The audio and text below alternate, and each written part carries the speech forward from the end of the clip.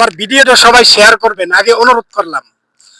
আপনি তো সৌদি আরব আছেন অনেকদিন হয়েছে, প্রায় মনে হয় 2 বছর প্লাস নাকি? 2 বছর না, 11 মাস চলে। 11 মাস। 11 মাস। আচ্ছা, আমারও 15-16 মাস চলে, 16 মাস রানিং চলে।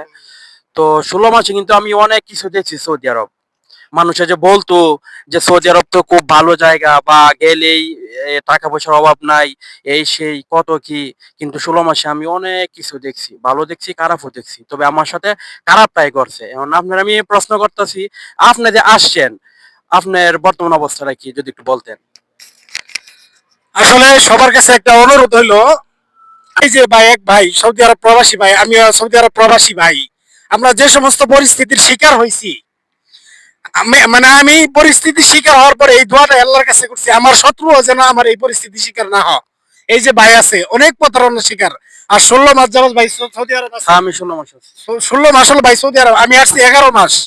আসলে দুঃখের কথা কি বলবো, দুঃখের কথা বলার কোনো শেষ নাই। আমরা দেশে থাকতে অনেক পাগল হয়ে যাই সৌদি আরব আসার জন্য। ভাই আমি যদি পারতাম প্রত্যেকটা ব্যক্তি হাতে পায়ে ধরে বলতাম ভাই সৌদি আরবে আসেন না। এই চোখের পানি, কত চোখের পানি যে ঝরছে, শুধু আমার না, আমার বয়সী সৌদি আরবে আমার বয়সী বাঙালি ভাইয়ের কোনো অভাব নাই। তো 2-4 বছর, মানে 2 বছর 1 বছরের মধ্যে যারা সৌদি আরব আসছে, বেশিরভাগ মানুষই সৌদি আরব এসে দালালের প্রতারণার শিকার হয়েছে। খাওয়া নাই, রুম নাই, কফিল নাই, কোম্পানি নাই, কাজ নাই, বেতন নাই।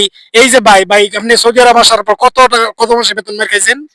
এটা তো অনেক কি, আমি প্রায় 5-6 মাসের টাকা আমি পাইছি না বাংলাতে বলতে আর সৌদি রিয়াল বলতে গেলে প্রায় 7,000 রিয়াল আমার এরকম, বাকি সৌদির কাছে কিন্তু আমার দিচ্ছে না।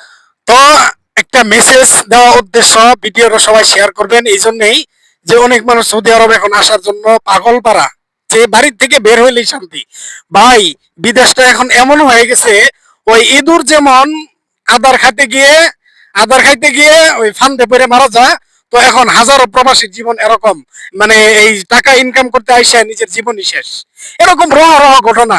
মানুষ টেনশনে স্ট্রোক করতেছে, রাস্তায় ঘুমাইতেছে, খাওয়ার নাই, রুম নাই, মানে দুঃখের কোনো শেষ নাই। আসলে প্রবাসে না আসলে এগুলো বুঝতাম না, দেখতামও না।